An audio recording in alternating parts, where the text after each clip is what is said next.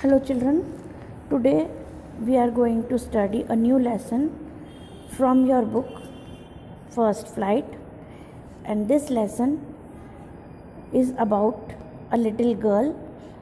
Her name is Anne Frank. So this lesson is about her diary which she wrote during very critical situations. She was hiding somewhere, and that time she wrote this diary. The name of this lesson is From the Diary of Anne Frank. तो बच्चों, आज हम एक नया lesson पढ़ने जा रहे हैं. इस लेसन को हमने आपकी बुक फर्स्ट फ्लाइट में से लिया है, और ये लेसन जो है वो एक छोटी सी लड़की की कहानी है जो कि उसने डायरी में लिखी थी. मतलब उसने जो डायरी लिखी थी उसका एक हिस्सा हम अब इस लेसन में पढ़ने वाले हैं. इस लेसन का नाम है from the diary of Anne Frank.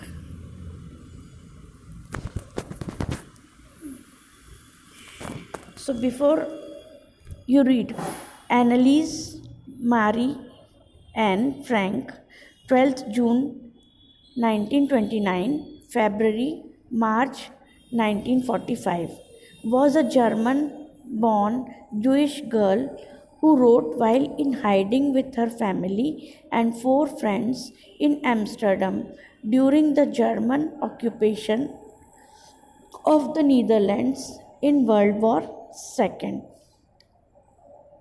तो बच्चों, in this lesson we are going to read about Anneliese Marie Anne Frank.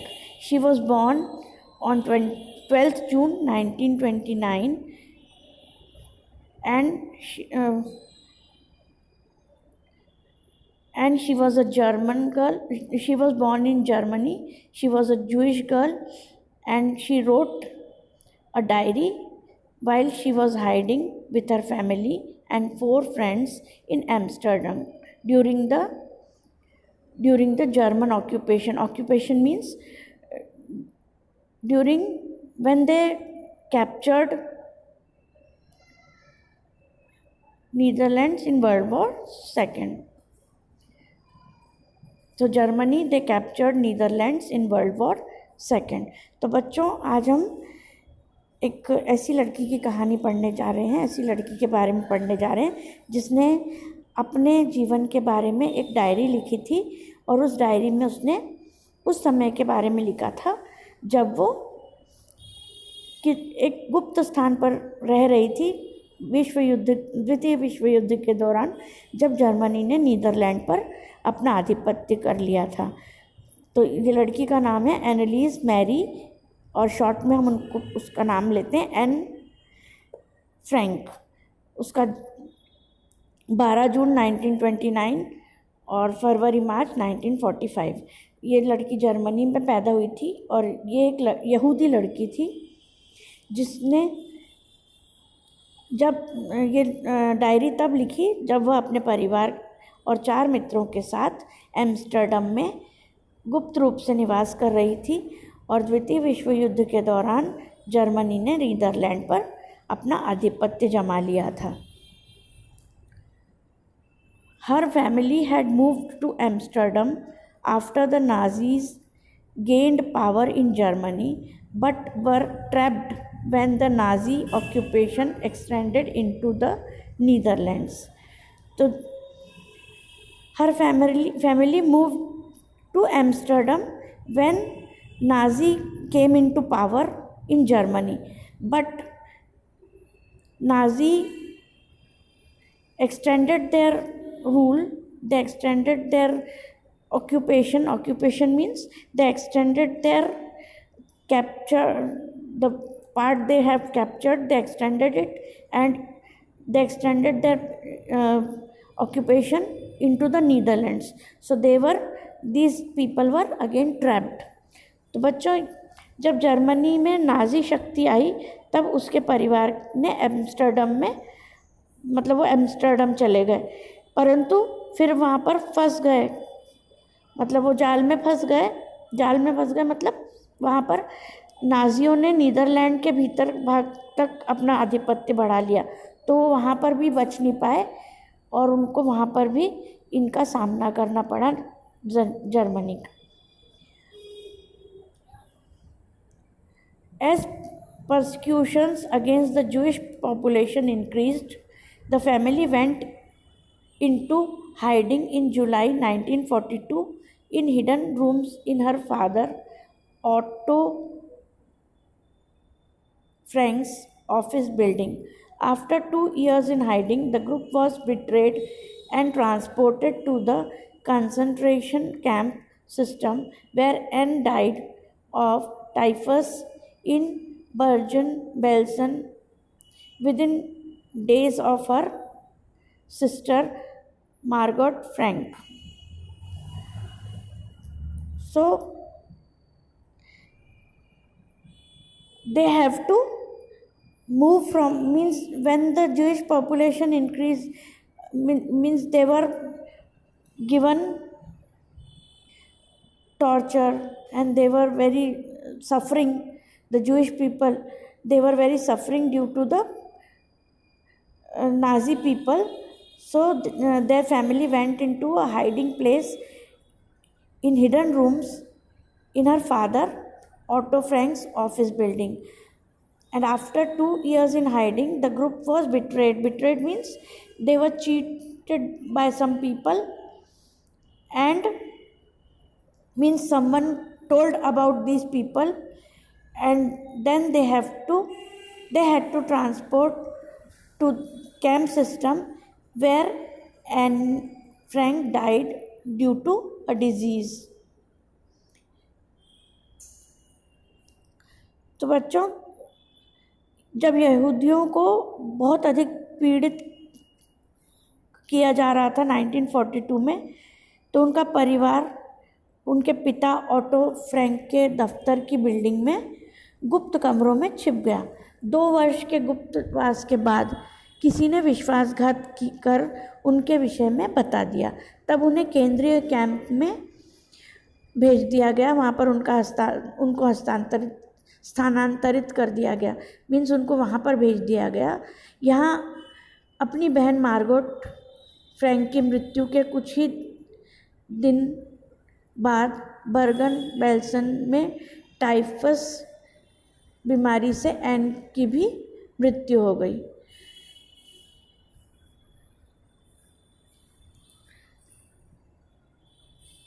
Her father Otto, the only survivor of the group, returned to Amsterdam after the war ended to find that her diary had been saved. Convinced that it was a unique record, he took action to have it published in English under the name The Diary of a Young Girl. So only Anne Frank's father was left. He was the only survivor of the group. So he returned to Amsterdam, and then he found the diary of Anne Frank, which had been saved. So he knew that it was a unique record. He went to a publisher and published in English and named it The Diary of a Young Girl. जब युद्ध समाप्त हो गया, तब इकलौते जीवित बचे उसके पिता, मतलब और कोई नहीं बचा था, सिर्फ उसके एन फ्रैंक के पिता ही बचे थे, ऑटो। वो वापस एम्स्टर्डम आ गए और वहाँ उन्होंने पाया कि एन फ्रैंक की डायरी सुरक्षित बच गई है। मतलब उन्होंने ढूंढा तो वो डायरी उनको सुरक्षित मिली और उनको लगा कि ये जो डायरी है ये एक अनोखा रिकॉर्ड है, तो उन्होंने उसे अंग्रेज़ी में छपवाने का, पब्लिश करने का सोचा और उसका नाम दिया एक युवा लड़की की diary. The diary was given to Anne Frank for her 13th birthday and chronicles the events of her life from 12th June 1942 until its final entry of 1st August 1944. It was eventually translated from its original Dutch into many languages and became one of the world's most widely read books.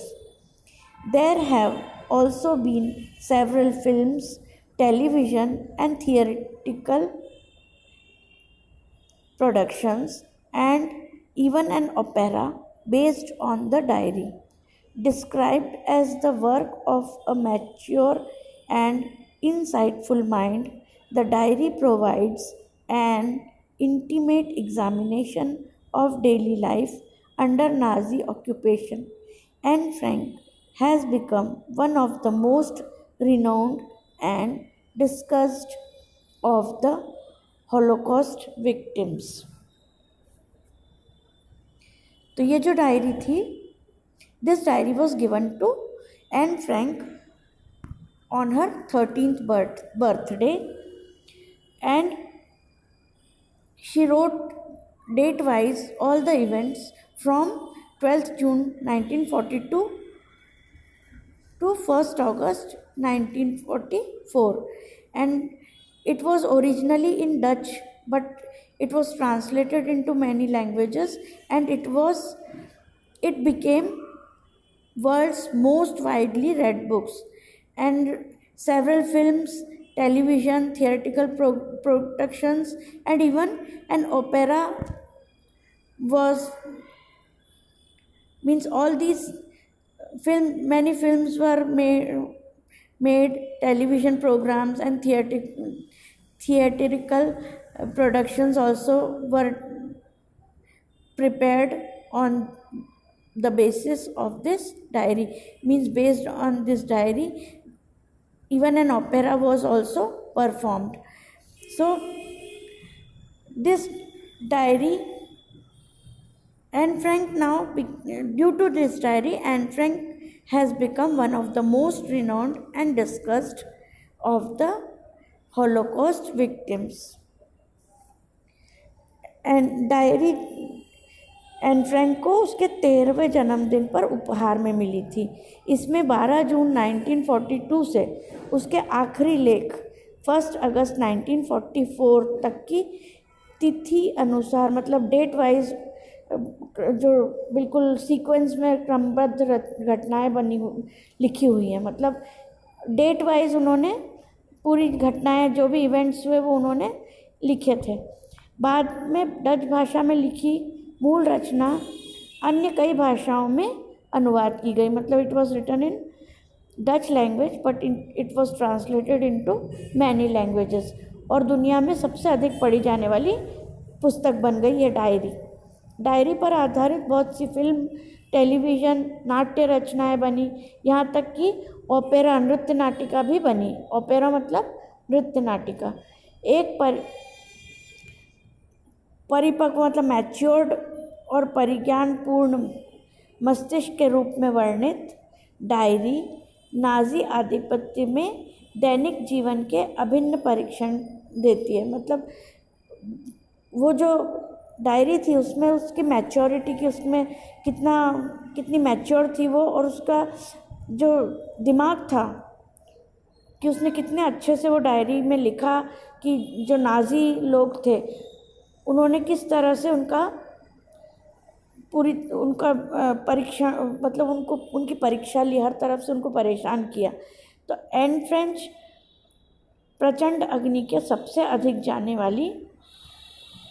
जाने वाली और चर्चित शिकारों में एक बन गई थी. मतलब जो नाजी थे उनकी वो विक्टिम थी और सबसे ज़्यादा चर्चा में थी कि एन फ्रैंक के साथ मतलब बहुत परेशान हुई थी वो, क्योंकि वो उसकी भी मृत्यु हो गई थी. उनको वहाँ भेज दिया गया था कैंप में, उसकी सिस्टर भी.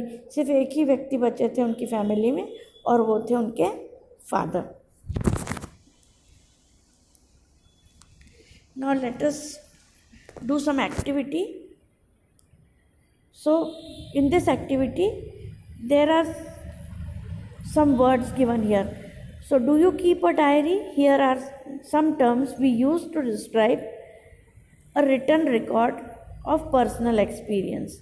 तो यहाँ पर कुछ टर्म्स दिए हुए हैं जो हम पर्सनल एक्सपीरियंस का रिकॉर्ड रखने के लिए लिखते हैं। तो can you match them with their descriptions. अब हमको इनको मैच करना है उनके डिस्क्रिप्शंस के साथ।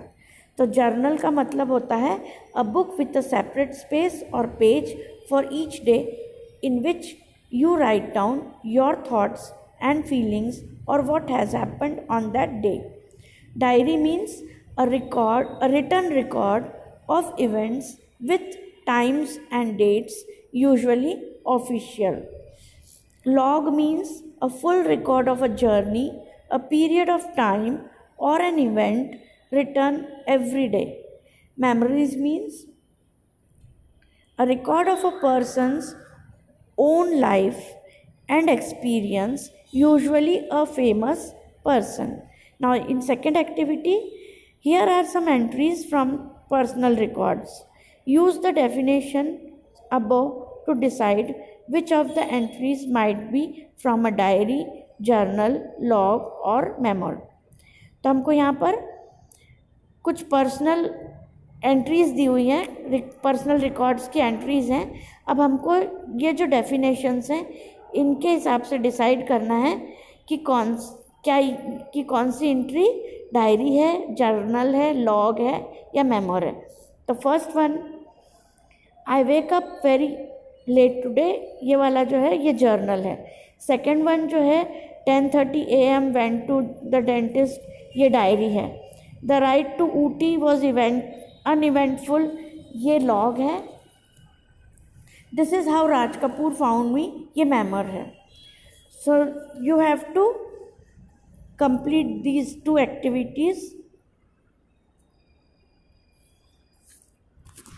Now shall we continue the lesson? Writing in a diary is a really strange experience for someone like me.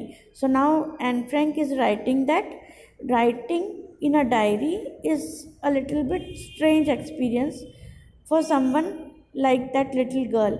Not only because I have never written anything before, but also because it seems to me that later on neither I nor anyone else will be interested in the musings of a 13-year-old schoolgirl.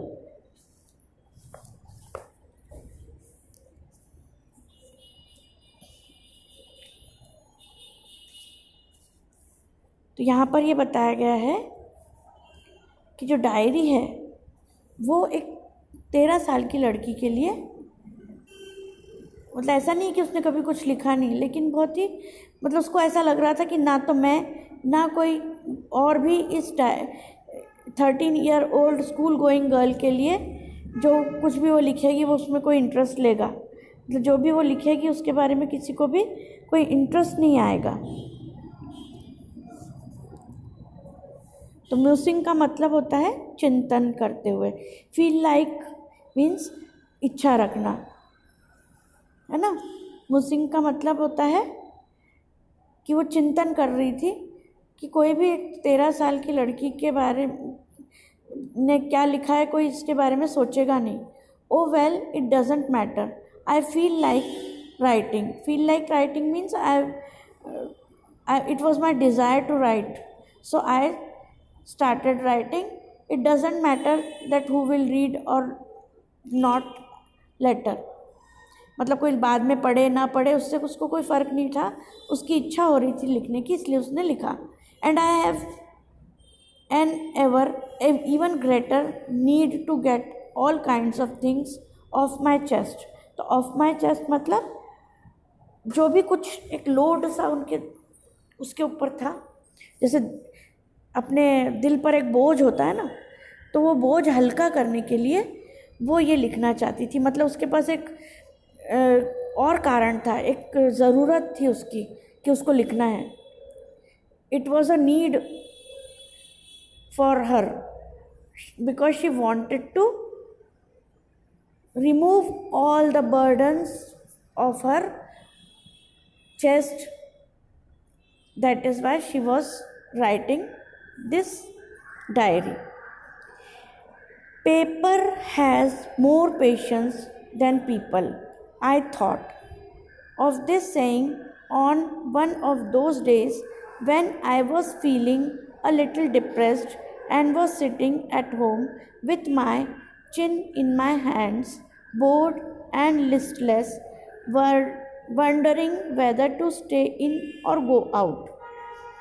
तो यहाँ पर patience means धैर्य, depressed means sad and hopeless, detached means very उदास निराश, listless means without any hope, without any energy, without any interest. Wondering means she was thinking. Brooding means she was thinking very deeply. So I finally stayed where I was brooding. Brooding means thinking very deeply. तो ऐसा कहा जाता है कि जो कागज़ होता है उसमें मनुष्यों से ज़्यादा सहनशीलता होती है। तो ये जो स्टेटमेंट है इसके बारे में उन दिनों सोचा जब वो थोड़ी बहुत उदास थी, उदासी का अनुभव कर रही थी और अपने हाथों को में से अपनी दाढ़ी पकड़कर घर में बैठी हुई थी। अपन उदास बैठे रहते हैं ना, कुछ सोचते रहते हैं, तो उदास सी, बिल्कुल बिना किसी इंटरेस्ट के, थोड़ी सी बेचैन और उसमें होपलेस सी, मतलब उसमें कोई उत्साह नहीं था, ये सोचते हुए कि उसको घर पे ठहरना चाहिए या कहीं बाहर जाना चाहिए। अंत में फिर उसने सोचा कि मैं घर पर ही रहती हूँ, जहाँ मैं हूँ वहीं रहती हूँ, और फिर वो चिंतन करने लगी, सोचने लगी।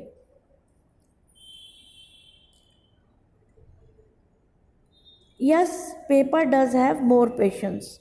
And since I am not planning to let anyone else read this stiff-backed notebook, grandly referred to as a diary, unless I should ever find a real friend, it probably won't make a bit of difference. So she says that yes, paper has more patience than people. And she was not planning to anything, तो उसको में कोई किसी तरह की कोई planning नहीं थी। तो ये जो डायरी होती है ये एकदम स्टिफ बैक्ड वाली होती है, मतलब इसके जो कवर होते हैं वो एकदम बहुत कड़क होते हैं। स्टिफ बैक्ड नोटबुक मतलब इसके जो दोनों साइड के कवर होते हैं ये बहुत ही हार्ड होते हैं। और वो डायरी वो इसलिए रेफ़र कर रही थी कि जब तक उसको कोई रियल फ्रेंड नहीं मिल जाता तब तक सोच रही थी कि मैं चलो डायरी ही लिखती हूँ, इससे कोई फ़र्क तो पड़ने वाला नहीं है। ठीक है। स्टिफ बैक मतलब जिसका हार्ड कवर होता है ना, ग्रैंडली मतलब शानदार रूप से, और रिफर्ड मतलब उसने सोचा किसी इसके बारे में ही सोच लिया जाए, बात कर ली जाए। तो कागज़ वाकई में अधिक सहनशीलता होती कागज़ में, क्योंकि उसकी क्या योजना थी कि इसमें मैं इसको डायरी कहते हैं, मतलब वो बड़े शान से बोलती थी कि ये जो बहुत ही हार्ड कवर वाली जो चीज़ है, नोटबुक है, ये डायरी है, और किसी दूसरे को ना पढ़ने दूँ जब तक मुझे कोई सच्चा मित्र नहीं मिल जाता। तो हो सकता है कि इससे रत्ती भर भी फ़र्क नहीं, मतलब मैं ये डायरी अपने लिए लिख रही हूँ और किसी और को मैं पढ़ने भी नहीं दूँगी जब तक कि मुझे कोई ऐसा ट्रू फ्रेंड नहीं मिल जाता, और इससे कोई फ़र्क भी नहीं पड़ता है। Now I am back to the point that prompted me to keep a diary in the first place. I don't have a friend. तो उसने डायरी को फर्स्ट प्लेस पर क्यों रखा? Because she hadn't any friend, उसकी कोई friend नहीं थी, इसलिए उसने उस डायरी को अपने उसको अपने फर्स्ट प्लेस पर रखा। अगर कोई फ्रेंड होती तो वो उससे बात करती। तो वो अपने पॉइंट पर आई और उसने बोला कि मैंने इस डायरी को फर्स्ट प्लेस पर रखा है because she hasn't any friend. Let me put it more clearly, since no one will believe that a 13-year-old girl is completely alone in the world, and I am not. I have loving parents and a 16-year-old sister, and there are about 30 people I can call friends. I have a family, loving aunts, and a good home. तो उसने क्या कहा कि she was making clear that she is, no one will believe that she is all alone, completely all alone in the world. But she was not all alone in the world. She has a loving parents. She has a sister who is 16 years old, and there are about 30 people whom she can call friends, and she has a family, loving aunts, and a good home. तो वो ये स्पष्ट करना चाह रही थी कि कोई ऐसी बात पर विश्वास नहीं करेगा कि 13 साल की लड़की संसार में बिल्कुल अकेली है, और अकेली हूँ भी नहीं, मतलब वो सिर्फ उसको लग रहा था कि मैं अकेली हूँ भी नहीं, क्योंकि उसके पास उसके लविंग पेरेंट्स हैं, एक 16 साल की बड़ी बहन है, और ऐसे 30 लोग हैं जिनको वो अपना मित्र कह सकती है। एक परिवार है, प्यार करने वाली आंट्स हैं, मतलब मौसियाँ हैं, चाचियाँ हैं, और एक अच्छा सा घर है। और ना ऊपरी तौर पर मेरे पास मतलब सब कुछ है उसके पास, सिवाय एक सच्चे मित्र के पास। अगर देखा जाए तो उसके पास सब कुछ है, लेकिन एक सच्चा मित्र नहीं है। No on the surface I seem to have everything, मतलब वैसे देखा जाए तो उसके पास सब कुछ है, except my one true friend, एक सच्चा दोस्त नहीं है। All I think about when I am with friends is having a good time. तो वो सोचती है कि जब भी अच्छे फ्रेंड्स होंगे तो उनके साथ समय अच्छा बीतेगा। I can't bring myself to talk about anything but ordinary everyday things. तो क्या कहती है कि मैं अपने आप को ऑर्डिनरी थिंग्स और इनके बारे में बात करने में इन्वॉल्व नहीं करना चाहती। मतलब मैं साधारण प्रतिदिन की बातों के अतिरिक्त और कुछ नहीं सोच सकती हूँ। मतलब मैं, ठीक है कि मैं जो भी नॉर्मल सी चीज़ें होती हैं वो मैं सोचती रहती हूँ, अपने दोस्तों के साथ मस्ती करती रहती हूँ। We don't seem to be able to get any closer and that's the problem. तो वो अपने फ्रेंड्स के साथ मौज मस्ती करती है, लेकिन वो उनसे क्लोज नहीं हो पाती, उनके बिल्कुल उनसे घुल मिल नहीं पाती है, उनसे आत्मीय नहीं हो पाती है, और यही एक प्रॉब्लम है। Maybe it's my fault that we don't confide in each other. मतलब कन्फाइड का मतलब क्या कि हम एक दूसरे को अपनी पर्सनल प्राइवेट बातें शेयर नहीं करते हैं। तो ये हो सकता है मेरी खुद की फॉल्ट हो। एन फ्रैंक कहती है कि हो सकता है ये मेरी अपनी गलती हो कि हम एक दूसरे को अपनी पर्सनल बातें, अपनी पर्सनल प्राइवेट बातें नहीं करते हैं या विश्वास नहीं करते हम उन अपनी पर्सनल बातों को करने में। In any case that's just how things are and unfortunately they are not liable to change. This is why I have started the diary. तो कोई भी बात हो, उन्होंने कहा कि हो सकता है ये मेरी ही गलती हो कि हम एक दूसरे को अपना जो भी प्राइवेट बातें वो नहीं कर सकते। हो सकता है ये मेरी ही स्थिति ऐसी है, मैं मतलब अनफॉर्चुनेटली इसके बदलने की भी संभावना नहीं है।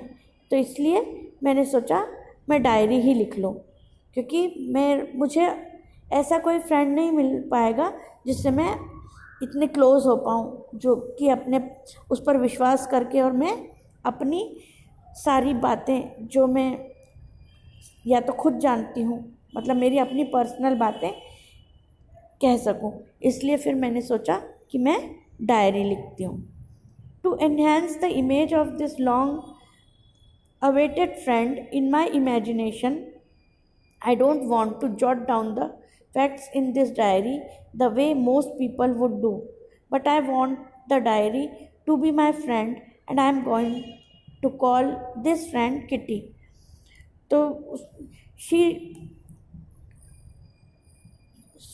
thought that it will take long time to wait the friend which I have in my imagination. मतलब उसकी जो कल्पना में जो फ्रेंड है उसके लिए उसको बहुत लंबा इंतज़ार करना है, तो वो फैक्ट्स नहीं लिखेगी कि जो लोग कहते हैं कि मैं जो आज मेरे साथ हुआ वो ऐसे के वैसे जॉट डाउन नहीं करेगी। वो चाहती है कि ये जो डायरी है ये मेरी फ्रेंड बनकर रहे, और इसलिए मैं अपनी फ्रेंड को किटी कहकर पुकारूंगी। तो अब वो सोचती है कि मैं सारे तथ्यों को और इनको नहीं लिखूंगी, पर मैं चाहती हूँ कि मेरी डायरी जो है वो मेरी सबसे अच्छी मित्र बने, इसलिए मैं उसका नाम रखूंगी किटी और अपनी डायरी को किटी कहकर पुकारूंगी।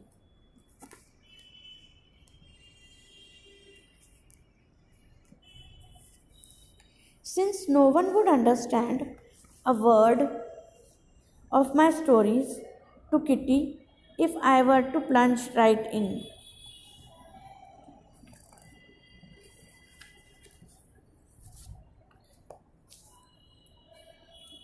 I'd better provide a brief sketch of my life, as much as I dislike doing so. तो उसने क्या कहा कि कोई भी मेरे जो डायरी है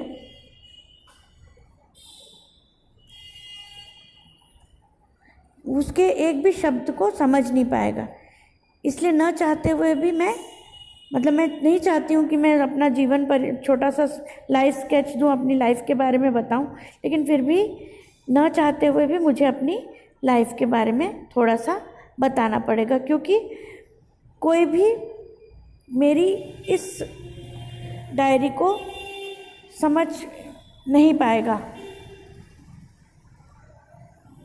कि किटी को सुनाई हुई कहानियाँ कोई एक भी शब्द नहीं समझ पाएगा। इसलिए मैं चाहती हूँ कि मैं पहले अपने जीवन के बारे में कुछ बताऊँ, नहीं चाहते हुए भी मुझे अपने जीवन के बारे में कुछ बताना होगा। My father, the most adorable father I have ever seen, didn't marry my mother until he was 36 and she was 25. My sister Margot was born in Frankfurt in Germany in 1926. I was born on 12 June 1929. I lived in Frankfurt until I was 4.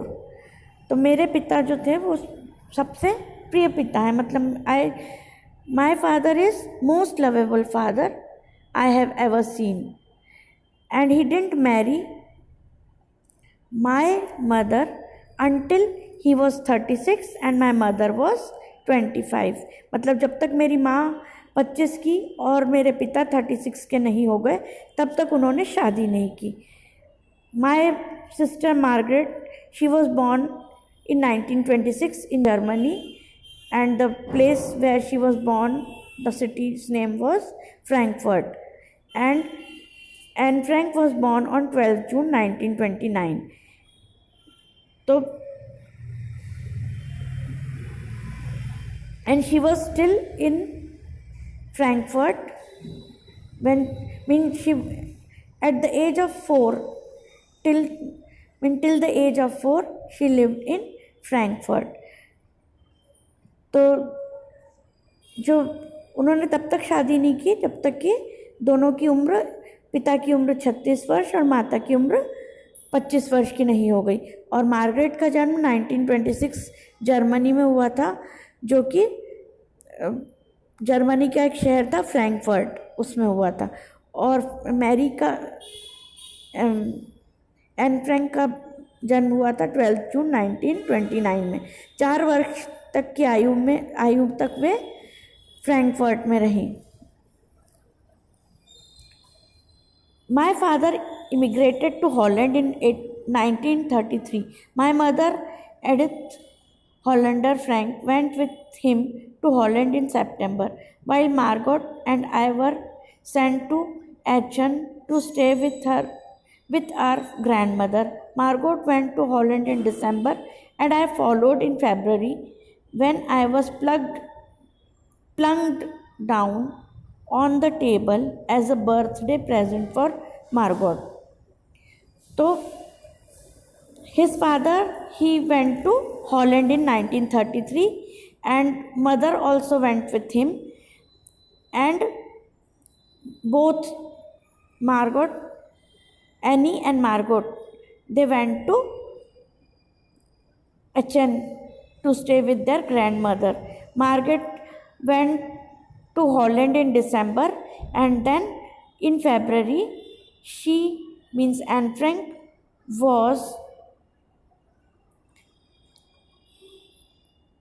went there with her parents, and it was like a birthday present for Margot. Means Annie Frank was a birthday present for Margot. तो 1933 में Anne Frank के जो पिताजी थे वो कहाँ चले गए? हॉलैंड में, और उनकी माता भी उनके साथ गई सितंबर में। और मार्गोट और एन फ्रैंक दोनों अपनी दादी के साथ रहने चले गए आचन में। मार्गोट दिसंबर में हॉलैंड चली गई, और फरवरी में उसका अनुसरण किया एन फ्रैंक ने, मतलब जब उसे उसके जन्मदिन पर उपहार स्वरूप मेज पर पटक दिया गया। I started right away at the Montessori nursery school. I stayed there until I was 6, at which time I started in the first form. In the sixth form, my teacher was Mrs.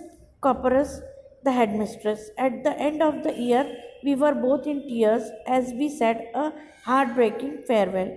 In the summer of 1941, Grandma fell ill and had to have an operation, so my birthday passed with little celebration.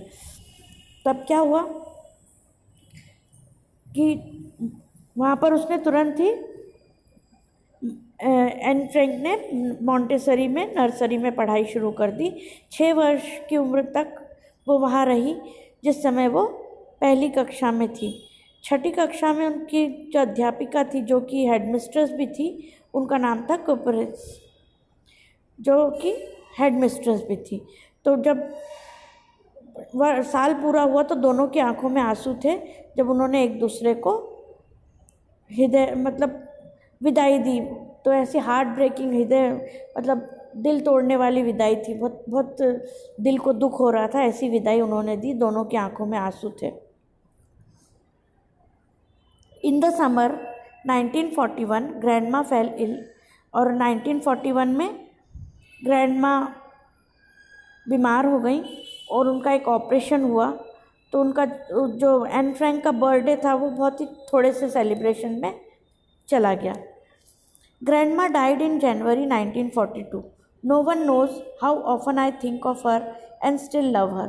This birthday celebration in 1942 was intended to make up for the other, and Grandma's candle was lit along with the rest.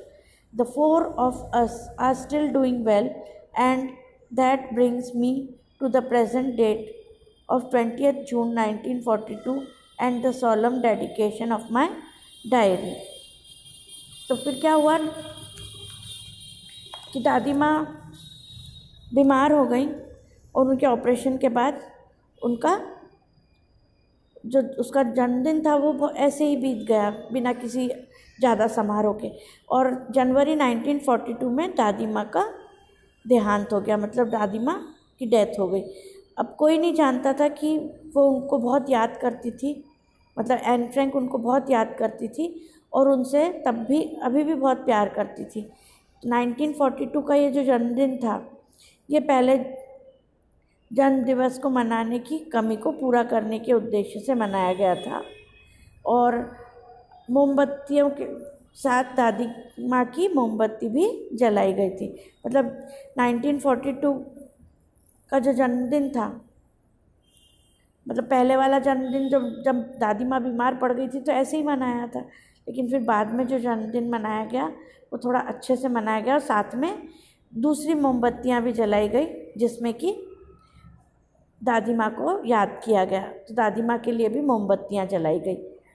तो अब जो चारों थे वो अभी भी स्वस्थ ठीक ठाक थे और अच्छे से जीवन बिता रहे थे। मतलब 20